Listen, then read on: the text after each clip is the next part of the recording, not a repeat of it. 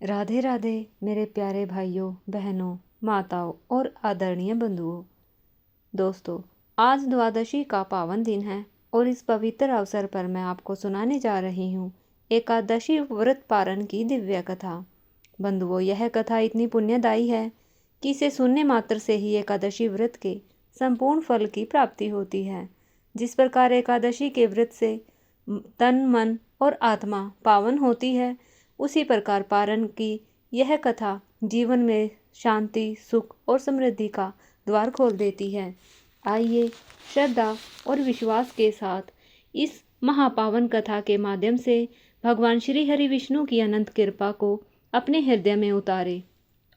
आइए सुनते हैं तुलसी माता की संपूर्ण कथा। तुलसी माता को हरि प्रिया भी कहा जाता है। जितना भगवान श्री हरि विष्णु सोने, चांदी, हीरे मोती और रत्नों से प्रसन्न नहीं होते, उतना सिर्फ तुलसी दल से प्रसन्न हो जाते हैं। सच्ची श्रद्धा भाव से तुलसी दल भगवान विष्णु को अर्पित करने से मनुष्य के सभी कष्ट कट जाते हैं और मनोकामनाओं की पूर्ति होती है। शास्त्र अनुसार एकादशी के दिन तुलसी जी में कभी भी जल नहीं चढ़ाना चाहिए, क्योंकि तुलसी महारानी स्वयं एकादशी का निर्जला व्रत रखती है। लेकिन द्वादशी के दिन व्रत के पारण के समय तुलसी माता को जल अवश्य चढ़ाना चाहिए और पूरे विधि विधान से पूजा पाठ करके उनकी कथाओं को सुनकर ही अपना व्रत खोलें। एक बार एक गांव में एक बुजुर्ग महिला रहती थी। वह बुजुर्ग महिला रोज तुलसी माता से कहती, हे तुलसी माँ, तुम मुझे बहू दे, पीताम्बर की धोती दे, मीठा मीठा घास दे, बैकुंठ में वास दे, चटक की दाल चाल दे, पटक की मोद दे, चंदन का काठ दे, रानी सा काज दे, दाल भात का भोजन दे, गारस की मोद दे और कृष्ण जी का कंधा दे। वह बुजुर्ग महिला हर महीने में तुलसी माता की रोज पूजा करती और उनके विलय को रोज सींचती। तुलसी माता बुजुर्ग महिला की बात सुनकर धीरे धीरे सूखने लगी।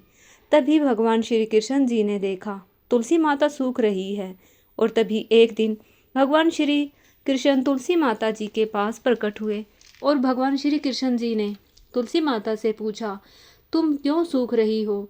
सभी महिलाएं तुम्हारी पूजा करती है और तुमको रोज सींचती है, लेकिन तुम फिर भी सूखती जा रही हो। इसका कारण क्या है? जिसके बाद तुलसी माता ने भगवान श्री कृष्ण जी से कहा, हे प्रभु, एक बुजुर्ग महिला मेरे पास रोज आती है और रोज एक ही बात बोलती है, हे तुलसी माता, सबकी दाता, मैं तेरा बिरड़ा सीती हूँ, तू मुझे बहू दे, पीताम्बर की धोती दे, मीठा मीठा घास दे, बैकुंठ में वास दे, चटक की चाल दे, पटक की मोद दे, चंदन का काठ दे, रानी सा राज दे, दाल भात का भोजन दे, ग्यारस की मोहत दे और कृष्ण जी का कंधा दे। मैं उस बुजुर्ग महिला की सारी मनोकामनाएं पूरी कर सकती हूँ, लेकिन उसकी एक मनोकामना पूरी नहीं कर सकती। मैं कृष्ण जी का कंधा कहाँ से दूंगी? भगवान श्री कृष्ण जी तुलसी माता की बात सुनकर जोर जोर से हंसने लगे और फिर भगवान श्री कृष्ण जी ने तुलसी माता जी से कहा कि तुम चिंता मत करो, जब वह बुजुर्ग महिला की मृत्यु होगी तब मौके पर मैं और आप ही कंधा दे देंगे।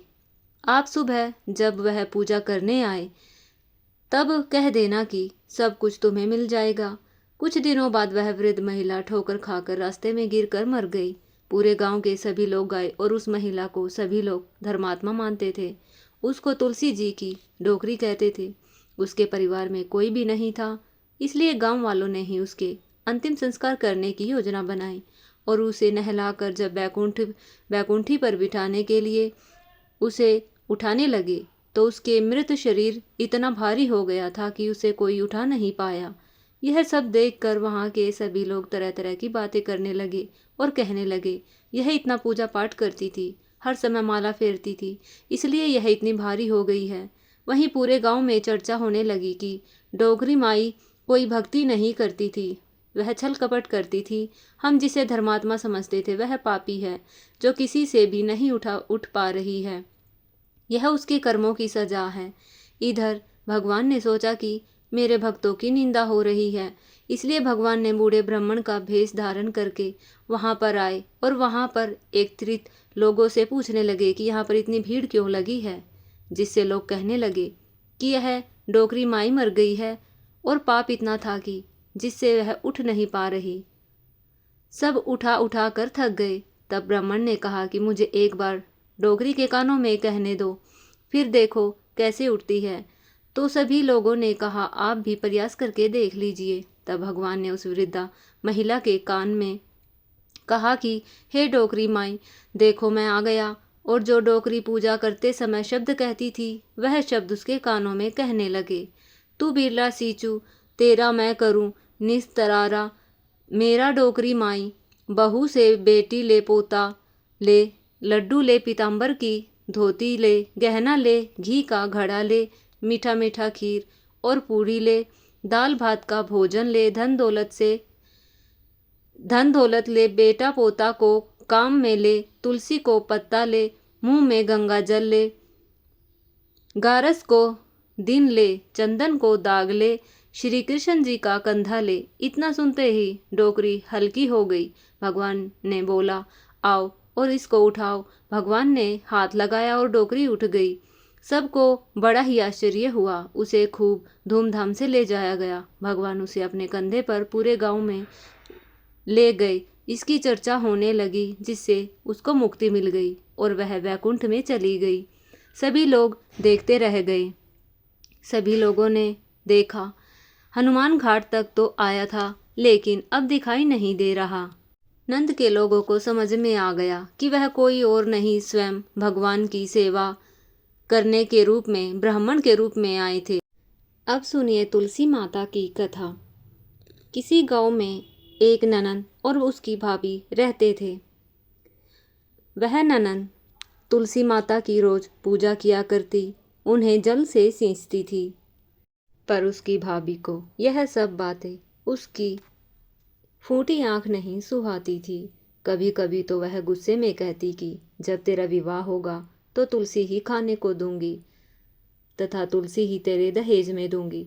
जब ननंद की शादी हुई तो उसकी भाभी ने बारातियों के सामने तुलसी का गमला फोड़कर रख दिया। भगवान की कृपा से वह गमला स्वादिष्ट व्यंजनों में बदल गया। गहने के बदले भाभी ने ननंद को तुलसी की मंजरी पहना दी और वह सोने के आभूषणों में बदल गई। वस्त्रों के स्थान पर तुलसी का जनेऊ रख दिया तो वह रेशमी वस्त्रों में बदल गया। ससुराल में उसके लिए दहेज आदि के बारे में बहुत बड़ाई हुई। इस पर भाभी को बड़ा आश्चर्य हुआ और तुलसी की पूजा का महत्व उसकी समझ में आ गया। भाभी की लड़की थी। वह अपनी लड़की से कहती कि तू भी तुलसी की सेवा किया कर, पर तुझे भी बुआ की तरह ही फल मिलेगा। पर लड़की का मन तुलसी की सेवा में नहीं लगता था। लड़की के विवाह का समय आया तो भाभी ने सोचा जैसा व्यवहार मैंने अपनी ननंद से किया उसी के कारण उसकी इतनी इज्जत मिली, क्यों न मैं अपनी लड़की के साथ भी वैसा ही व्यवहार करूं। उसने तुलसी का गमला फोड़कर बारातियों के सामने रख दिया, परंतु इस बार मिट्टी मिट्टी ही रही। मंजरी व पत्ते भी अपने पूर्व रूप में ही रहे और जनेऊ जनेऊ ही रहा। सभी बाराती भाभी की बुराई करने लगे। ससुराल में सभी लड़की की बुराई कर रहे थे। भाभी ननंद को कभी घर नहीं बुलाती थी। भाई ने सोचा मैं ही बहन से मिलाऊं। उसने अपनी इच्छा बताई अपनी पत्नी को तो पत्नी ने सौगात में ले जाने के लिए उसको जवार दे दी। थैले में जवार भरकर दुखी मन से चल दिया और सोचने लगा क्या भला कोई भाई अपनी बहन के यहाँ जवार लेकर के जाता है। बहन के नगर के समीप पहुंचकर उसने वह थैला गौशाला में गाय के सामने पटक दिया। तब गोपालक ने कहा, ए भाई, सोना चांदी हीरे जवाहरात क्या गाय के सामने क्यों डाल रहे हो? क्या गाय इनको खाती है? भाई ने उसको सारी बात बता दी और सोने चांदी और हीरे मोती के से भरा झोला लेकर चल पड़ा। वह प्रसन्न मन से बहन के घर पहुंच गया। दोनों भाई बहन एक दूसरे को देखकर अत्यंत प्रसन्न होते हैं। बोलिए तुलसी माता की जय।